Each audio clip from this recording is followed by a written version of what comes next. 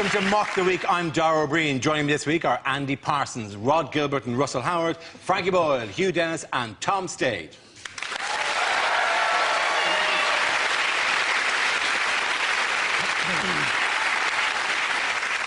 We start with a round called Headliners. Here's a picture of Gordon Brown, but what does BLSC stand for? Is it Brown lifts see-through cucumber? Is it Bungle loses showbiz costume?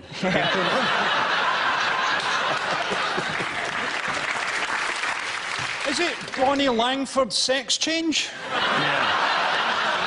To be honest, what a world it would be if that's the answer. More likely to vote for him if he was Bonnie Langford. Really? What an extra poster as well. Gordon Brown, because I used to be Bonnie Langford.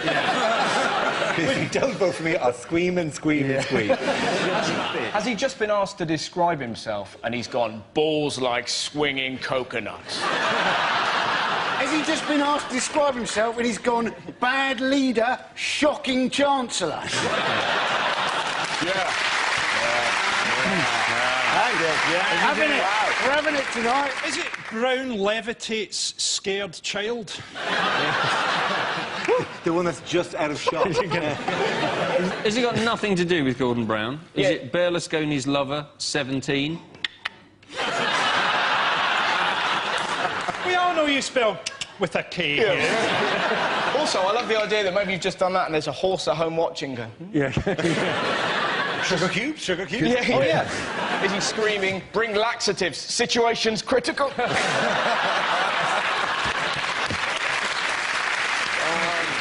Listen, let me move you towards the correct answer. Is it Brown's leadership style criticised? Yes, it is.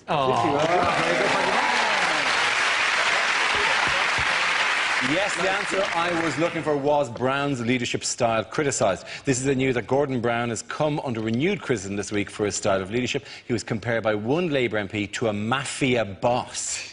In what way is he possibly like a mafia boss? Well, we know for one way he's not, is he? Because let's face it, if he said to the public, I'll make you an offer you can't refuse, everybody would still go, no.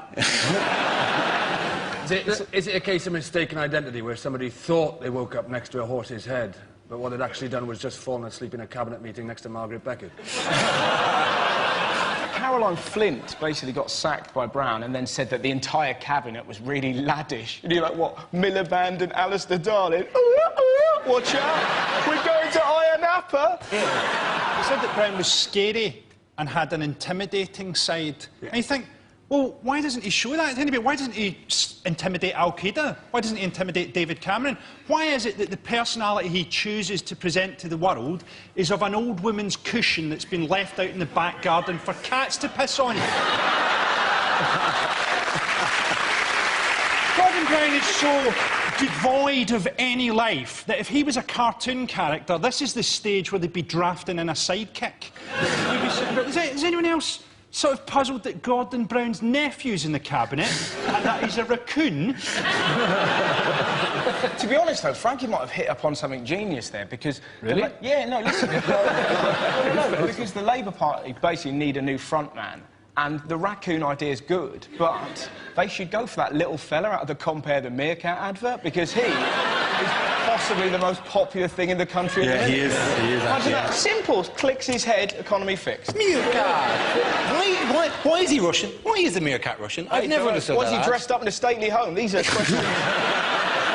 Never been made clear to me. You're making the mistake of imagining that we need something popular to defeat Gordon Brown. You know, you don't need a meerkat. Herpes would beat Gordon Brown.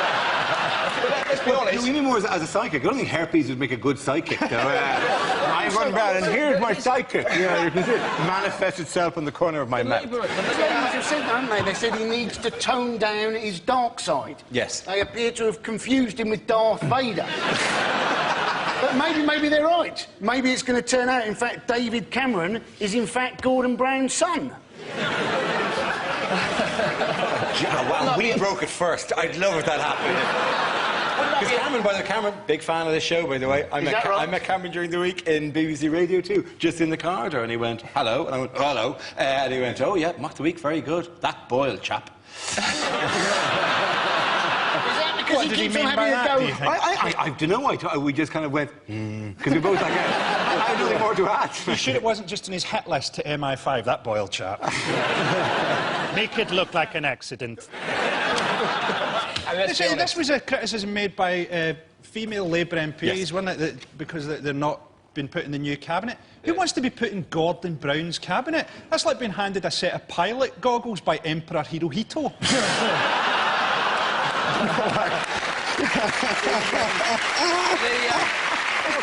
Hazel Blair's complaining that women MPs like them are being used as window dressing. Have you seen them? Where would they be window dressing? London Dungeon? But here's also the thing, man. One of the women was sitting there complaining that she couldn't get close to Gordon Brown. And I'm like, who the hell would want to get close to Gordon Brown? Who's going to sit there and look at that sexy guy over there with one eye? I'd sure like to see his moves shake. I was wondering maybe Gordon Brown could use his disability to his own advantage. You know, maybe he could say, oh, well, yes, I did see the recession coming. I just couldn't tell how far away it was.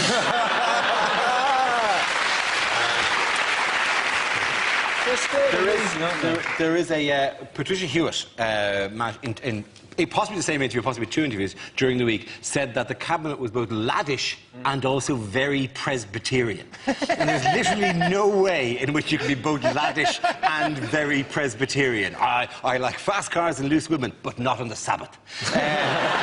It's like saying he's Amish, but he works in IT. Or he's worthwhile, but he's one of the Jonas Brothers. Where was Gordon Brown at the weekend? Oh, he was in Italy for the G8. He was indeed. Which is not to be confused with the G20, which is the group of 19 industrial nations and the EU, or the G45, which is a group of hypoallergenic countries. It was fantastic to see Gordon Brown looking incredibly uncomfortable as he met Berlusconi. Berlusconi's sort of like an old-style fixer. You want pussy, Brown? You want some blow? You want blow? No, I'm just here to talk about trade. You want a boy? I'll get you a boy, Brown. I get you a girl. I get you a boy, girl. 4 arms, 4 legs. It's like making love to a man spider. You want me to get rid of Cameron? I get rid of Cameron, Brown. I make it look like suicide, like he fell in love with the man spider. I turn in Spanish. That's how much I love you, Gordon, baby. He's just moved to Morocco, isn't he? You're so right, though. He does. Berlusconi probably looks like one of those blokes you meet on a holiday. Just went, go away. No questions would be asked. Yeah, but just one night. That's all I ask. Just stuffing money into your hand. You, me, pedalo, her. No, it wouldn't be good. Let me sleep with your wife. No, go away. And then you'd hear him walk away, and at the next table, let me sleep with your wife.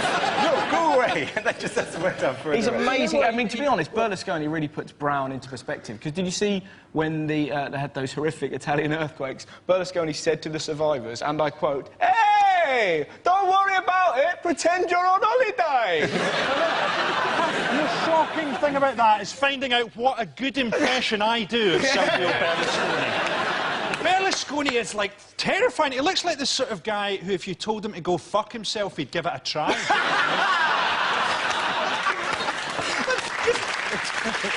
To offer a brief amount of fact to back this up, because you know where the G8 summit was held? L'Aquila. Laka laka squawkalaka. I could never pronounce that word. That's okay. It is a night of bad Italian impersonation. It So is. we'll let you in. But he went. It's called L'Aquila. It's where the earthquake was, and he took them there. It's very symbolic and all that. But nonetheless, even that place, he visited at the time of the earthquake, and went up to one of the doctors, put his arm around it when she was dealing with the situation, and said, "I wouldn't mind being resuscitated by you." Right? During the actual visit, they thought there was an aftershock during the visit, but it was just his headboard banging furiously up. Can I just say in this photo, if you look at Nicolas Sarkozy there... Yeah.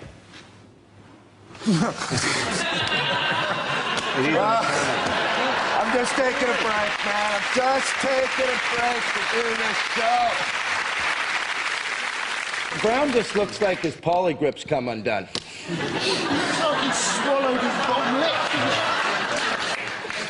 It looks like the world's first conjoined quintuplets on their epic Everest climb. That's what it is. Mind you, there was There was one interesting controversy during the G8, and not a particularly serious one. But what happened during the photo call? Oh, was this the thing where they were supposed to be checking out a woman's arse? That is exactly it, yeah. This is how much the world's press were. Yeah, there's Obama checking the booty of a 16-year-old Brazilian delegate. No, that's She's a 16-year-old Brazilian, but she's also Berlusconi's Minister of Defence. Just to be fair, by the way, to Obama, it is just... there's a million photographs taken that they get one that looks a little bit like he was. Unlike, say, this photograph, in which he's very definitely checking it out. It's like somebody's turned Berlusconi off at the back there.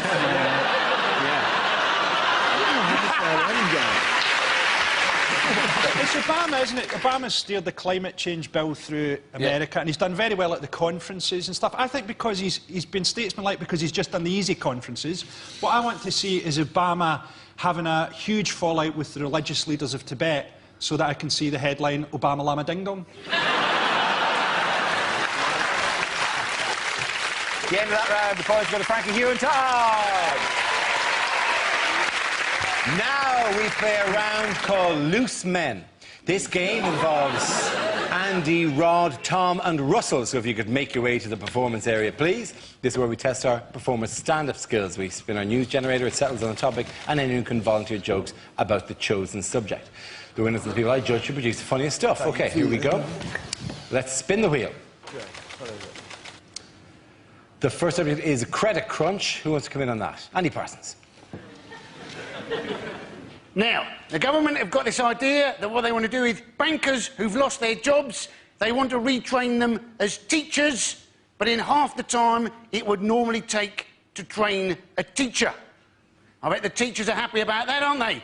Hey, these people were crap at banking. The chances are they're also going to be crap at teaching, and they'll be even crapper if they're trying to train them in half the time it would normally take. Yeah, these people, right, surely it'd be better to retrain them as bankers. That is what they were crap Well done, Andy Parsons. OK, let's spin the wheel again. The subject is eating out. Who wants to talk about that? Rod. I ate out the other day. That's what I went to Cardiff Bay. It's all changed, you know, they've done it all up and it's all European development money, and some of the places now have got tables outside. It's al fresco dining in Wales. Just taking the piss. I think I tried to have a Twixt on a bus stop a few years ago down there. It was too wet to eat. So everyone's pretending it's Madrid down there. You know, your soup bowl's filling up faster than you can eat it. I didn't get past my starters after 7 hours of soup and rainwater I gave up. Everyone's pretending it's Madrid, don't they? Your soup bowl's filling up. There's waiters with frosted eyebrows fighting their way to the tables going, spaghetti carbonara, spaghetti carbonara. I'll get another one, I'll get another one. Whatever. That leaves us with Tom and Russell. Let's spin the wheel. The next subject is extreme sports. Who wants to come in on that? No. Why not?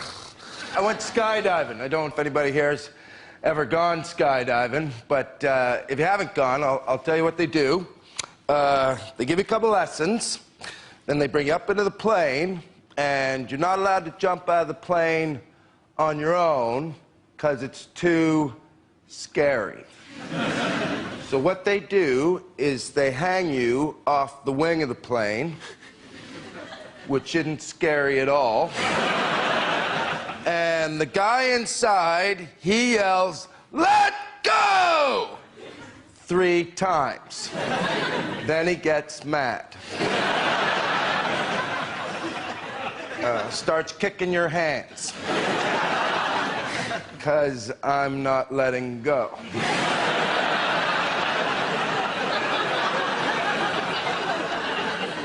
We all skydive different. I skydive with a big plane in my hand. That's what I'm saying. OK, Russell, let's see what you've been left with. Let's spin the wheel. Topic is families. Well, families are quite peculiar. Mine are wonderful. I went to Brighton the other day, and my uncle was like, watch out, it's full of gays, and they'll get you. They'll get me. They're gays, they're not ninjas. Not gonna... I'm so glad that I was raised by lunatics. I remember one of the weirdest stories I had happen to me when I was little. I was 8 years old. I was in Lanzarote. I just put some rubbish in a bin. I came around a corner and I was confronted by 2 werewolves, right? Turned out it wasn't werewolves, it was my mum and dad. Ah, ha, ha, isn't it hilarious? Not really, I've shat myself, right? But I've only recently found out they did not buy the wolf masks in Lanzarote. They bought them in England, which is beautiful and chilling at the same time. Look what I've got, David. Couple of wolf masks. You know, they're like wolves, don't you? Captain Shitterbrick next door. Well, let's put him on now, scare him. Can I hold you just there, David? Can I wait until we're in a foreign country, get him really out of his comfort zone, and then properly shit him out? Damn it is. Well done, Russell. Point it in and go to Rod and Tom. Our next round is called If This Is the Answer, What Is the Question? On the board are 6 categories. Rod, which category would you like? The media, please. Right, the media, OK. The answer is 1 million. What is the question? How many Asian children are Brad and Angelina planning to adopt? Is it, how many times could I punch Adrian Chiles in the face without making him uglier? Is it in a poll of 1 million people? How many people hate Cristiano Ronaldo? Is it... Yes, clearly neither he nor his mother were in the poll then. No. Is it how many men will take their kids to watch Harry Potter this week simply to see how Hermione's getting along?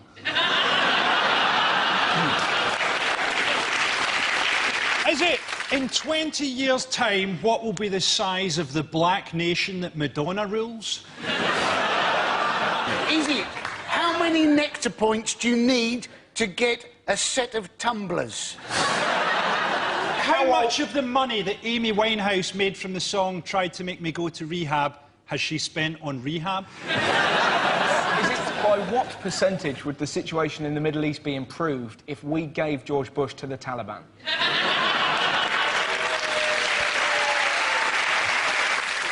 Is it, what number would you get if you took everybody in Scotland who gave a shit about the Ashes and added 1 million? Is it the number... It's something to do with the phone tapping thing. It is something to do with the phone tapping, yeah. Is it the number of conversations of John Prescott's they had to listen to before they got one without the words party bucket in it?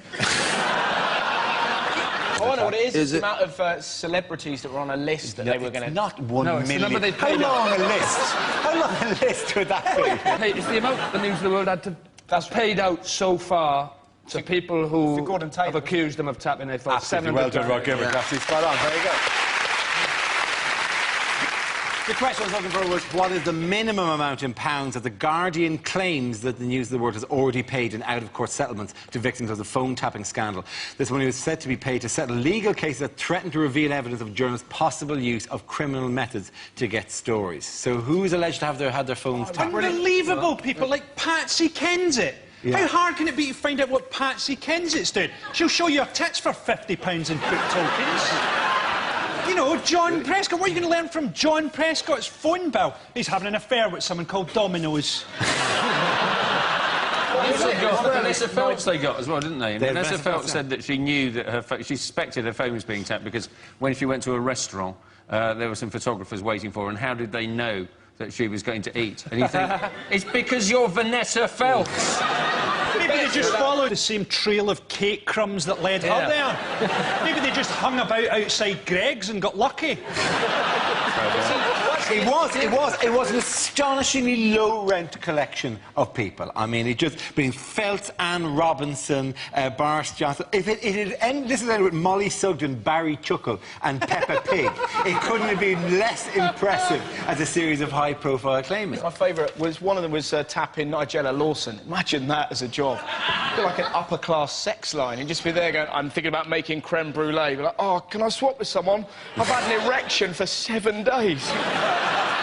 They phone tapped Nigella. Nigella Lawson. I thought there was a lot of interference in the webcam I'd hidden in her toilet. They've spent £1 million finding out Nigella lost, getting the secret of a perfect Yorkshire pudding. She's written a book about it. They taped a call between Gordon Taylor, the head of the PFA, and Alan Shearer. How didn't that make bigger news? It must have been knocked off page 1 by a story about the rising price of sheds. News of the world, didn't they? They said we have always been known for our credibility, integrity, and journalistic standards. Now, that doesn't need a punchline, does it? It wasn't like some fantastically technological thing where they, you know, they were using satellite, like that Will Smith movie, where they're tracking stuff at the table, like geostationary orbits. It was just they ring up the number and presume that you hadn't changed the code. So they just had 0000 or 1234, and then they got all your answer machines. It is a heist on the level of just ringing these people's houses and whoever answers going, hey, it's me, any messages? And hoping that they didn't recognise that it wasn't your voice. Right? You sound strange. I've got a cold. Any messages? They haven't got a name for it, have they? Because scandals always have a name, so there's always something Gate, isn't it? Yeah. So yeah, Iran Gate or Camilla Gate, and this would have to be Stargate. Although they didn't do with Jackie Smith's husband, they avoided it there because that would have to be Mastergate. So maybe it's changed at that. Something strange, isn't it, about them taping phone calls by footballers? Have you met footballers? Yeah, I met quite a few footballers, right? It's just basically like talking to people who are like 8 years old. Like a conversation between footballers is like, oh, all right, Jamie Redknapp, did you have red sauce or brown sauce with your dinner? I don't know. Who's your favourite Transformer, Alan? Some of them are quite funny. Peter Crouch was asked what he'd be if he wasn't a footballer, and he went, probably a virgin. That's pretty funny, man. That's a pretty good line. And what I love about that, if Crouch is watching, he's probably sat out going, that's my joke, doing it wrong. Not just a virgin, Peter, a virgin in a circus. Come and see the ladder man. He'd be the daddy long legs man, because they'd have stuck other ones because he's so spindly, and he'd be doing this with like carpet version. Ah! Do you reckon Tim Burton sees Peter Crouch and just feels really depressed about his own imagination? So much better than mine. To be honest, he's like the Nightmare Before Christmas made real. Did anyone see the interview with Jackie Smith in The Guardian? I don't read it, I only read the news of the world. Yeah, She said, didn't she? She said she was talking about the story, right, where she said the husband had been found like, having a porn film, and she said it was the most embarrassing story possible. But if I was married to Jackie Smith, I'd be watching porn. I'd be having porn piped directly into my eyes like a Clockwork Orange. I'd have, like, electrodes taking porn into different parts of my brain like a monkey in an anti-vivisection poster. the best thing about this was the way the different papers reported it. When he got caught watching the porn, The Guardian basically just went, isn't it awful? Poor guy, can you imagine it? The Daily Mail actually compared Jackie Smith to Al Capone. The Sun simply suggested a list of films he may have watched. One of which was called... one of which was called Anal Boutique, and I've seen that. It's rubbish. It's just about... It is. It's just about a lady with a really tidy shop. I'm telling you, people queuing up, though. I mean, the general rule in life, people who live in glass houses should masturbate in the basement. That's a rule I strongly believe. OK, at the end of that round, the points go to Russell, Rod and Andy.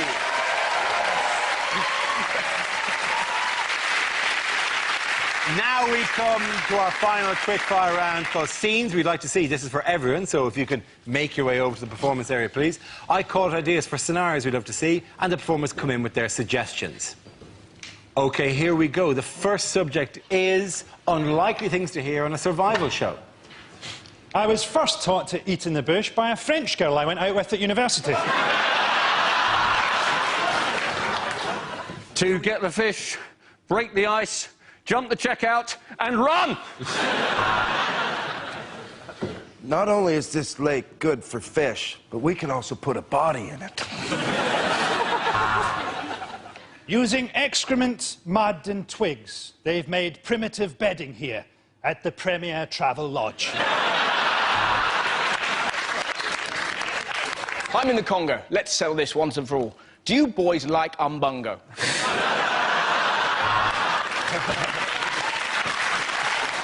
Here I am in the jungle. The mighty jungle. I win my way, I win my way, I win. But who are the truly civilized? Is it the Mbupi tribe, or is it us, with our books, our medicine, and our internet? Oh, yes, it's us.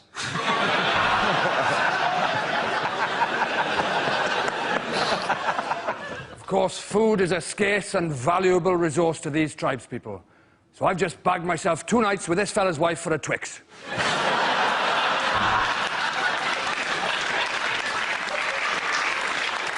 You know, Ant and Dec think that their jungle's pretty tough. Well, they joined me today. There was no food, so I ate them. The villagers get up early and walk 5 miles to fetch clean water every day, which begs the question, why not move the village closer? The strong, powerful sun is making me sweat. Oh, shit, here comes his dad.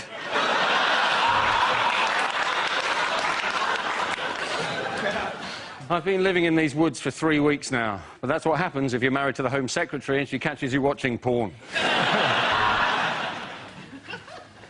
I'm Bear Grylls, and this is my brother, Wolf Stir Fry.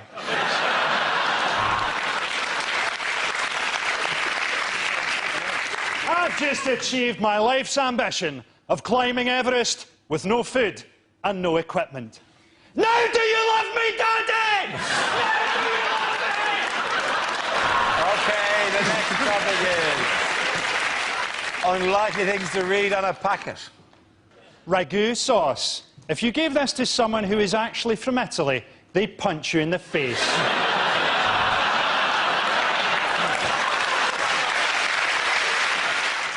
To open, push down tab, break tab, swear repeatedly, stab with a pair of scissors! Serves 4, you greedy bastard. Now put some of that back.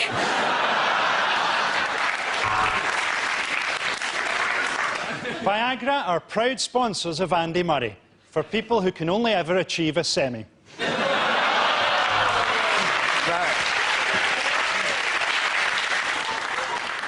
Bag may also be used for autoerotic asphyxiation.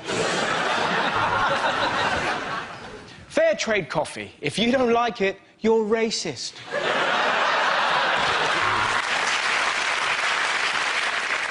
Sunny Delight counts towards your 5 a day as -2. To stop diarrhea, take 1 teaspoon and shove it up your arse.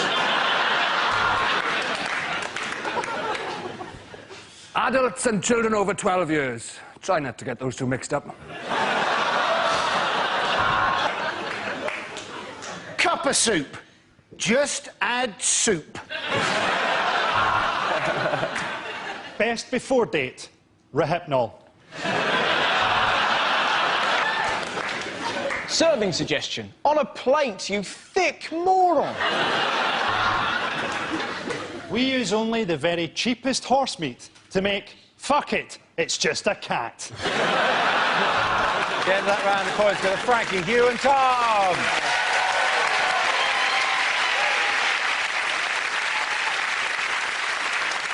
That is the end of the show. This week's winners are Frankie Boyd, Hugh Dennis and Tom Stade. Commiserations to Andy Parsons, Rod Gilbert and Russell Howard. Thank you for watching. I'm Dara Breen.